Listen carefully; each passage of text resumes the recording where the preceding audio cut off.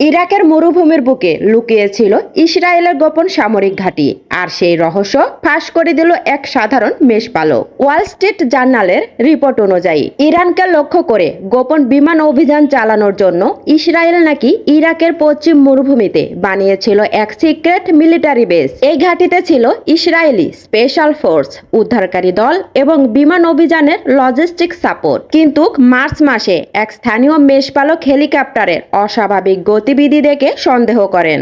এরপর তদন্তে যায় ইরাকি সেনা।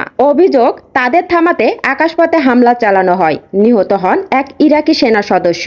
ইরাক পরে জাতিসংঘে অভিযোগ জানায়, যদিও আমেরিকা এই হামলায় জড়িত থাকার অভিযোগ অস্বীকার করেছে। মধ্যপ্রাচ্যের এই গোপন অপারেশন এখন নতুন করে প্রশ্ন তুলছে।